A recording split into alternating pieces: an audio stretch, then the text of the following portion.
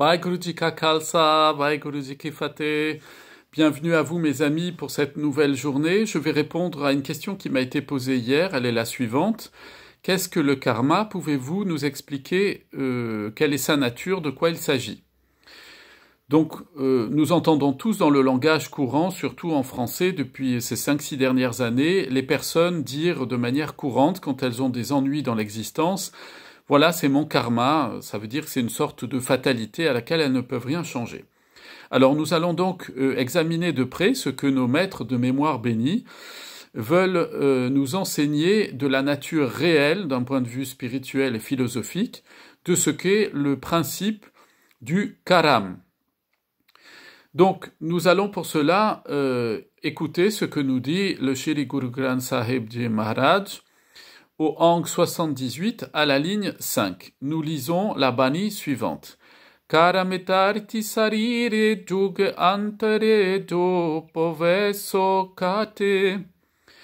C'est-à-dire, le corps est le lieu sur lequel se déroule le karam pendant cette période. Tout ce que vous plantez, vous le récolterez. Donc, ici, c'est Guru Arjan Dev Sahib Ji qui enseigne ceci. Il nous explique donc la définition même de ce que c'est que le karam, le karma en français.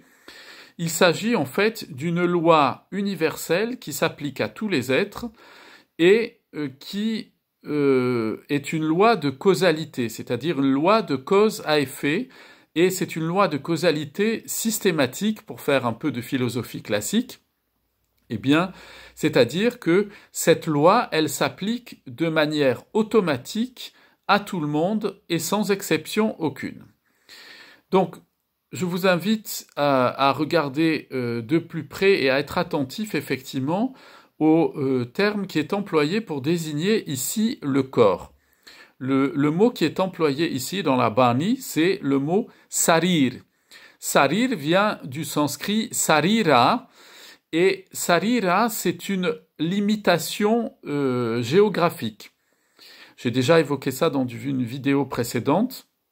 Donc, sarira, en fait, ici, c'est le corps, mais dans son aspect total.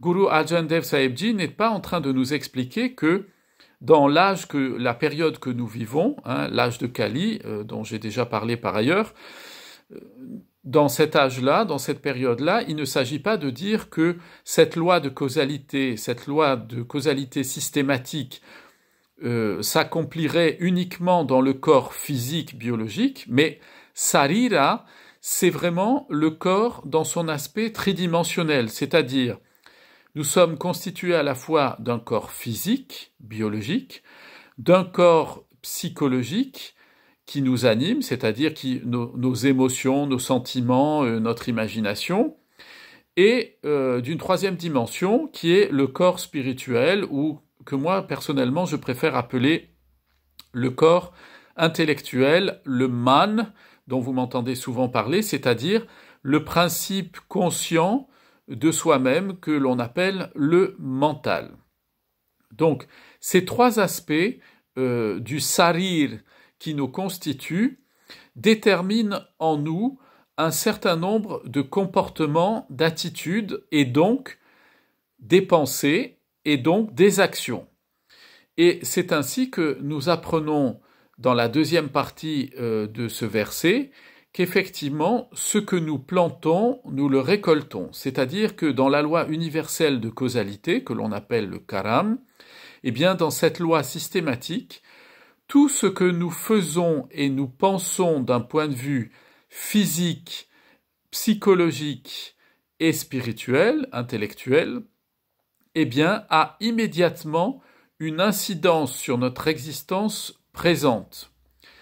Alors, sur notre existence présente, mais également sur notre existence future. C'est pour ça que, selon l'enseignement des maîtres spirituels du sikhisme, de nos maîtres de mémoire bénis, eh bien, il y a deux conditionnements par le karam. Il y a le conditionnement des actions de notre vie présente et le conditionnement de notre futur par les actions que nous avons commises dans les réincarnations, les incarnations de nos vies passées. Comment est-ce que nous le savons? Nous le savons en lisant précisément ce qu'enseigne Guru Amar Das dans la Bani, au Ang 66 à la ligne 8.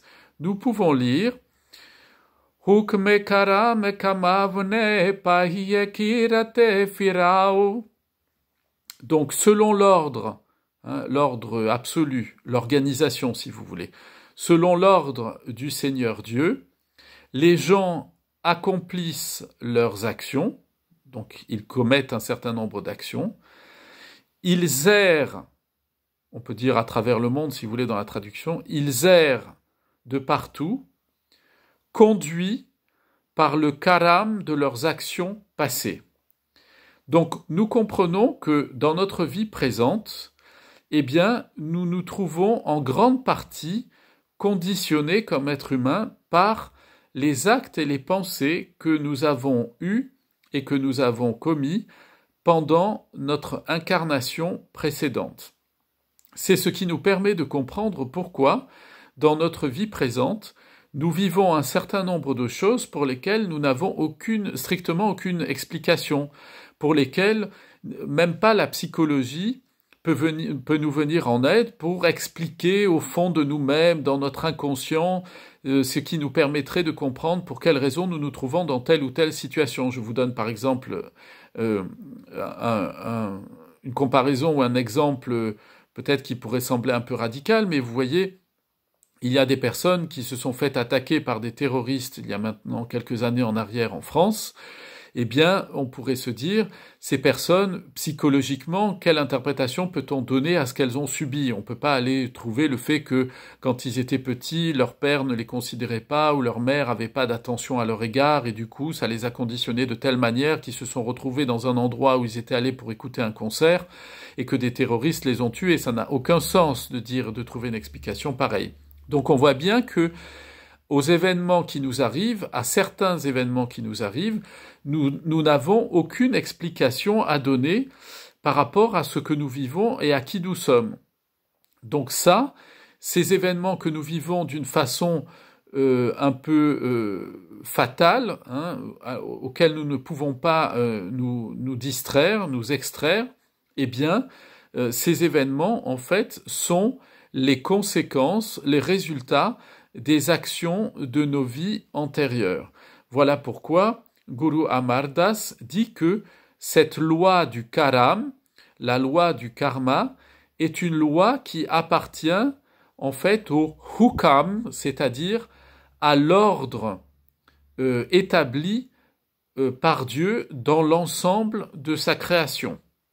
Alors je voudrais juste m'arrêter un petit instant sur le mot hukam. Hukam est un mot qui est emprunté au vocabulaire militaire. C'est-à-dire que dans une stratégie militaire, lorsqu'un général de l'état-major donne un ordre d'exécuter une manœuvre à ses troupes qui sont sur le terrain face à l'ennemi, eh bien, on va dire qu'il utilise donc un ordre militaire, et cet ordre militaire s'appelle en Punjabi hukam. Donc, lorsque on utilise ce mot-là pour parler de l'action de Dieu sur sa création, et à l'intérieur même de celle-ci, eh bien, cela signifie que c'est comme un ordre militaire, c'est-à-dire que c'est un principe de causalité absolue. C'est un principe qui va s'appliquer quoi qu'il arrive, c'est une directive qui est donnée. Alors, entendons-nous bien, nous ne parlons pas, je l'ai déjà expliqué par ailleurs, nous ne croyons pas en un Dieu vieux barbu, assis sur un trône, perdu dans des nuages. Nous sommes bien d'accord avec ça. Ça, c'est une conception enfantine, c'est même une conception idolâtrique, mais qui n'a strictement aucun sens dans une vie spirituelle adulte, stable et intelligente. Voilà, le Seigneur Dieu nous a donné un cerveau pour réfléchir, il nous a pas donné un cerveau pour croire en n'importe quoi et surtout se perdre dans des chimères et dans des fantaisies enfantines. Donc, nous comprenons bien que ce hukam divin, que cet ordre divin, c'est un ordre au sens de l'ordre qui peut être donné par un horloger qui crée une pendule. Vous voyez, quand il crée une pendule, il assemble les pièces de telle manière à ce que lorsque la grande roue tourne, elle enclenche la plus petite qui, tous les quarts d'heure, va faire se déclencher la sonnerie d'une pendule. Donc, il y a quelque chose de systématique dans l'organisation du cosmos, de l'univers et de la création. Mais nous le voyons tous, hein, tous les matins, le soleil se lève. Alors plus exactement, la Terre tournant autour du soleil, nous voyons le lever du soleil et le coucher du soleil. La Lune poursuit son cycle et l'ensemble des astres dans le ciel poursuivent de manière très systématique l'ordre qui leur a été donné, imparti, c'est-à-dire en fait cet équilibre très harmonieux de l'ensemble des êtres créés, qu'ils soient d'ailleurs visibles ou invisibles. Donc, le karma, le karam, comprend deux volets dont je vous disais, le conditionnement des actions de notre vie présente et le conditionnement de notre vie future par les actions que nous commettons maintenant et qui deviendront des actions du passé. Donc, le conditionnement de notre vie future, nous l'apprenons toujours par Guru Amar Das au Ang 67, à la ligne 18, où il nous enseigne la chose suivante. Lak chorasi feripahiya bin shabde mukate napae. C'est-à-dire les gens, les âmes, les êtres humains, les êtres de manière générale, errent au travers d'un cycle de 8 400 000 formes différentes. Sans la parole divine, ils ne peuvent pas atteindre la libération de ce cycle infernal. Donc j'ai déjà parlé de cette question du cycle infernal du sansar dans la vidéo sur qu'est-ce que la réincarnation. Si vous ne l'avez pas entendu ou si vous ne vous souvenez plus de ce que j'ai dit, vous pouvez la réécouter avec profit pour pouvoir comprendre ce que je vous dis maintenant. Donc, Guru Amar Das Ji nous explique ici que, systématiquement, les actions que nous commettons dans notre vie passée ont une incidence immédiate sur la manière, la forme que nous allons prendre dans notre incarnation suivante. Et il fait référence à une expression traditionnelle de la culture védique. La culture védique, c'est la culture des grands textes classiques qui fondent la spiritualité et la philosophie de l'Inde de manière très générale depuis plus de 5000 ans. Et il emploie le terme ici de Lak-Chorasi. Lak-Chorasi, c'est un terme qu'il emprunte directement à un traité de médecine classique de l'Inde védique qui s'appelle le traité Shushrut. Et dans ce traité de médecine ayurvédique, il y a un volet, si vous voulez, d'anatomie et de biologie dans lequel il est expliqué très en détail par un calcul assez savant, mais qui revêt ici dans l'utilisation qu'en fait Guru Amar Das un caractère uniquement symbolique. Il est dit qu'il existe à peu près 8 400 000 formes différentes de l'existence sur Terre, entre autres choses, mais aussi dans les mondes spirituels. Donc, Guru Amar Das va utiliser cette expression pour nous indiquer que nos actions présentes, lorsqu'elles conditionnent notre incarnation dans le futur, entraînent en fait des conséquences qui sont des conséquences logiques. Ce que je veux dire par là, c'est que lorsque, par exemple, toute mon existence, je la passe à être dépendant de la nourriture, par exemple, je ne fais que penser à la nourriture, passer mon temps à manger et à ne voir que ça, je me lève le matin en ayant ces pensées-là, je mange toute la journée, je mange encore le soir et je n'ai qu'une hâte en me couchant, c'est de me lever pour pouvoir remanger le lendemain. Alors je prends un exemple excessif, mais hélas ça existe quelquefois. Eh bien, je vais me retrouver dans une incarnation à la vie suivante, selon les lois systématiques du karam, je vais être incarné dans une forme d'être qui sera dépendant à la nourriture. Et Guru Amar Das nous dit, sans la parole, sans le Shabad, sans la parole de Dieu, on ne peut pas se libérer de ce cycle systématique et infernal du karam. C'est-à-dire que vous avez deux cycles. Vous avez d'une part le cycle du sansar, c'est-à-dire les réincarnations sont systématiques. On le voit dans la nature, par exemple, la biologie nous le montre. Lorsque vous plantez un grain de blé, vous l'arrosez, il pousse, il fait un épi qui fait des grains de blé. Cet épi meurt, les grains de blé tombent en terre, ils pourrissent, ils germent, ils font un épi qui à nouveau fait des grains de blé. Et si vous regardez bien comment est-ce que ça fonctionne, un grain de blé en produit plusieurs vont en produire encore plus et ainsi de suite.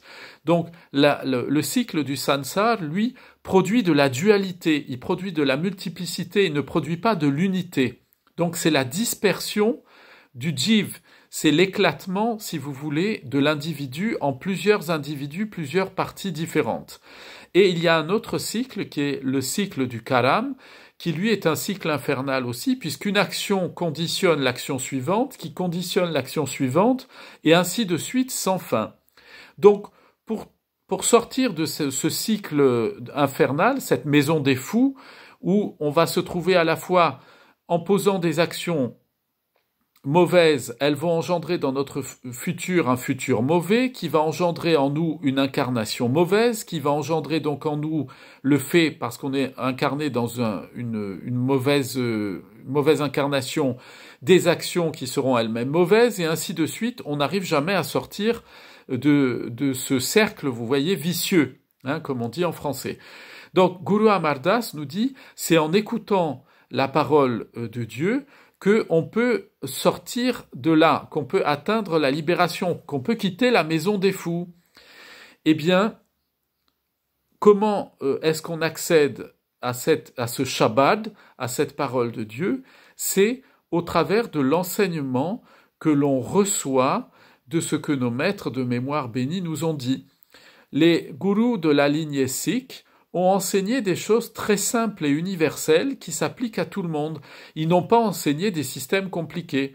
Nos maîtres de mémoire bénis ne nous demandent pas d'aller nous pendre par un bras pendant 10 ans comme font les sadhus à un arbre, ou ne plus manger, ou nous priver de je ne sais quoi, ou aller nous enfermer dans une grotte dans la forêt et ne plus parler à personne, ou aller s'enfermer dans un monastère. Enfin, vous voyez, toutes ces choses-là ne nous sont pas demandées. Les gourous sikhs étaient tous des gens très pratiques et pragmatiques dans la vie quotidienne, et ils ont montré par leur vie qu'il était tout à fait possible à chacun d'entre nous, qui que nous soyons, qui que vous soyez, vous pouvez quitter le cycle infernal de ces réincarnations et l'enfermement dans lequel nous nous trouvons tous pendant l'existence, où nous voyons bien que nous ne sommes pas maîtres de tous nos choix.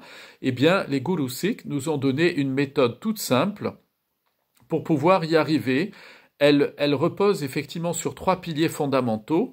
La méditation du nom divin, c'est-à-dire la concentration de la conscience sur Dieu. La deuxième chose, c'est partager avec les autres ce que l'on reçoit de Dieu lui-même, c'est-à-dire ça commence par la nourriture, mais c'est aussi partager son savoir, ses connaissances, ses compétences professionnelles, rendre service aux autres, parce qu'on n'est pas de purs esprits, vous voyez, si on était juste là en train de planer, à dire « Ah, moi je fais de la méditation, je médite toute la journée, mais après je m'en fiche bien pas mal de ce que deviennent les autres et de leur vie et de mon voisin s'il est heureux ou pas », non, on ne peut pas faire ça, c'est pas ça la vie spirituelle. Et le troisième aspect qui nous a été enseigné, c'est que il faut un maître dans la vie spirituelle, il faut apprendre. On ne peut pas partir en freelance comme ça et dire ça y est, j'y vais tout seul et puis on verra bien ce qui va se passer. La vie spirituelle dans le Kal Yuga, dans l'âge d'assombrissement spirituel que nous vivons et de baisse générale du niveau culturel et intellectuel, il est absolument nécessaire de se mettre au pied d'un maître, c'est-à-dire il faut avoir l'humilité et la modestie d'apprendre. Et en apprenant, notre pensée est de plus en plus éclairée, nous comprenons des choses sur notre propre fonctionnement et nous arrivons ainsi à nous libérer de la folie de nous-mêmes, parce que la plupart du temps, nous souffrons beaucoup, non pas à cause des autres ou à cause des événements, mais d'abord à cause des choix que nous faisons dans notre propre vie et pour lesquels ensuite nous avons les pires des remords. Donc si je poursuis notre réflexion autour de la notion du karam, du karma, eh bien, là encore, Guru Amar Das nous apprend donc que étudier et comprendre les enseignements sacrés des maîtres spirituels permet d'échapper à la règle impartiale du karam. Nous le voyons au Ang 128 à la ligne 15, où il nous est enseigné So nihakarmi do shabad bichare, ce qui veut dire ceux qui réfléchissent et qui apprennent. Vichare, bichare, c'est à la fois réfléchir et apprendre. Parce que quand on apprend, si on ne réfléchit pas, on ne retient rien du tout. Et quand on réfléchit, si on n'apprend pas, eh bien, on ne tire pas les leçons et on n'applique pas dans sa vie, il n'y a pas de conséquences sur la vie quotidienne. On reste simplement dans des notions intellectuelles. Ça sert strictement à rien. Eh bien, nous dit Guru Amar Das, ceux qui réfléchissent et donc qui mettent en pratique Shabad, la parole enseignée par les maîtres, la parole divine, eh bien, nous dit Guru Amar Das, il nous dit qu'ils sont nihakarmi. Ils sont des destructeurs du karam. C'est-à-dire que dès qu'on se met à l'école de la vie spirituelle, on ne tombe plus sous le coup de la fatalité du karma. C'est-à-dire que tant que vous n'avez pas un maître spirituel, un enseignant spirituel, que vous ne mettez pas au pied de Guru Nanak pour apprendre ces enseignements universels qui permettent à tout un chacun et à son rythme d'évoluer spirituellement et de se libérer de toutes sortes des limitations, des attachements et des souffrances que tous les êtres humains vivent en permanence dans les différents domaines de votre vie, eh bien, vous serez toujours en train de subir les conséquences de vos actions. Et Guru Amar Das poursuit en nous expliquant Antaritate Kiyane Home Mare, ce qui veut dire que ils ont soumis leur ego, donc ceux qui réfléchissent et qui apprennent et mettent en pratique la parole divine se trouvent au-dessus du karam, plus exactement deviennent des destructeurs du karam, ils détruisent cette fatalité qui s'applique en eux, ils ont soumis leur ego, c'est-à-dire qu'ils sont désormais au-dessus du conditionnement de leur pensée qui les font se centrer uniquement sur eux-mêmes, et ils trouvent l'essence même de la sagesse cachée à l'intérieur de leur propre être.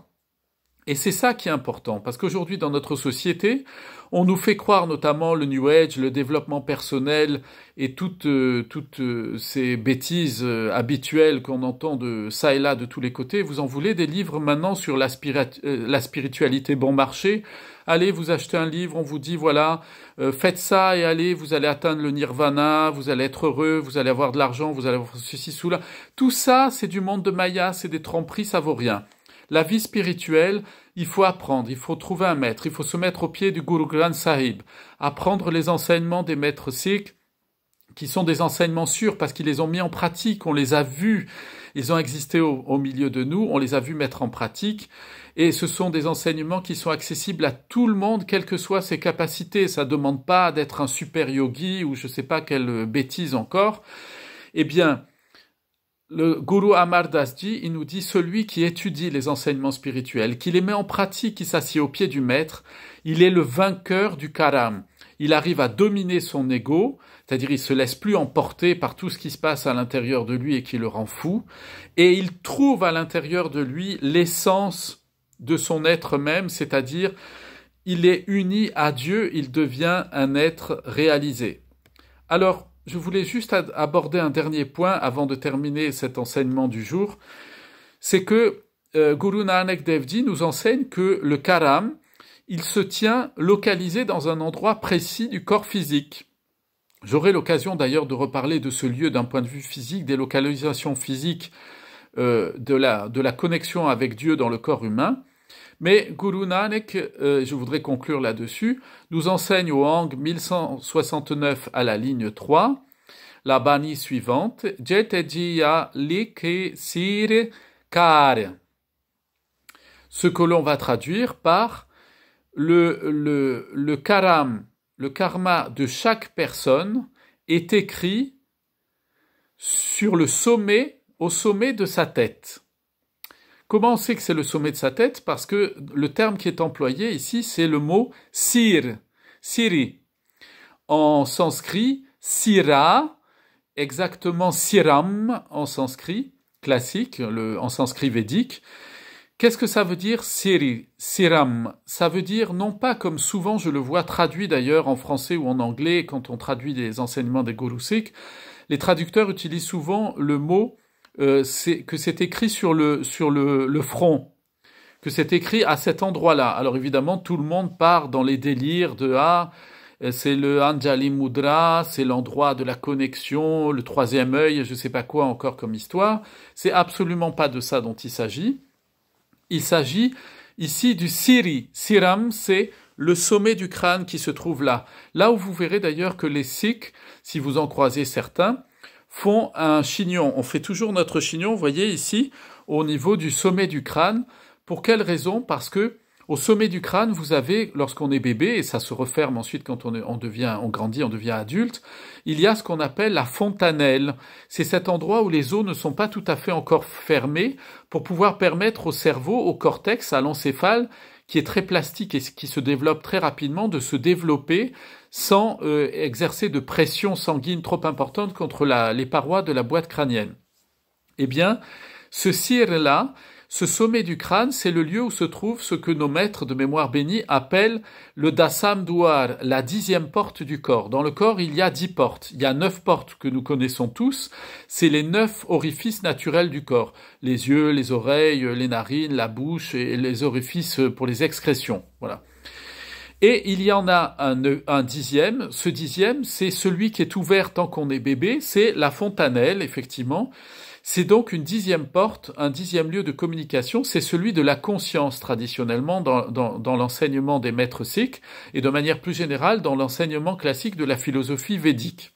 Donc j'aurai l'occasion d'en parler, mais Guru Nanak nous dit que les conséquences de nos actions passées se trouvent logées au niveau du Dasam Duar, au niveau du Sir, c'est-à-dire au niveau du lieu de la communication avec le Créateur. Voilà pourquoi il est très important tous les matins de passer du temps dans la méditation du nom de Dieu, c'est-à-dire prendre conscience en faisant le silence, en se mettant au calme et en faisant le silence à l'intérieur de soi, en apaisant le mental, de prendre conscience que nous ne sommes que la manifestation de Dieu. Et cette connexion physique avec le Créateur, elle se passe par le sir, par le sommet du crâne. Pourquoi? Parce que c'est le moyen de purifier le karam, de casser ce karma, comme nous l'avons entendu. Or, pour activer cette 10e porte, eh bien, il faut impérativement, mes amis, étudier les enseignements spirituels de nos maîtres. On ne peut pas faire les choses comme ça, comme si on était un amateur. Quand on est dans la vie spirituelle, il faut être courageux. On commence par être un apprenti. On n'est pas tout de suite un expert, mais on commence par être un apprenti et tous les jours, on médite et on se met au pied de Guru Sahib et on apprend ses enseignements. Et donc, pour vous expliquer qu'effectivement, c'est par le sommet, le siri, le sommet du crâne, qu'on va pouvoir, le Dasam Duar, la 10e porte, le lieu de la communication avec la conscience divine par lequel on peut se libérer, eh bien nous l'apprenons comment? Nous l'apprenons encore par Guru Nanak Dev Ji qui nous l'enseigne au Ang 156 à la ligne 4 où nous lisons Aukade mantre mulemane ekje kare drire chit kijere. Ce qui veut dire que pour le mental, pour l'esprit, la seule médecine, le seul mantra et les seuls médicaments, c'est de concentrer fermement sa conscience sur le Dieu unique. C'est donc l'utilisation de ce Dasam Duar par la méditation, le fait de se concentrer sur la présence de Dieu à l'intérieur de nous, qui permet de détruire l'action du karam, du karma, à l'intérieur de nous. J'aurai l'occasion, mes amis, de développer cet aspect-là plus en détail. J'ai déjà pris beaucoup de temps aujourd'hui pour cela. J'espère que vous aurez un peu compris ce que c'est que cette notion de karam pour nos maîtres de mémoire bénis. Je vous souhaite une excellente journée. Que Dieu vous bénisse tous. Plein de bénédictions à vous, à vos familles, à vos amis et à ceux qui vous entourent. Vaheguru Ji Ka Khalsa, Vaheguru Ji Ki Fateh.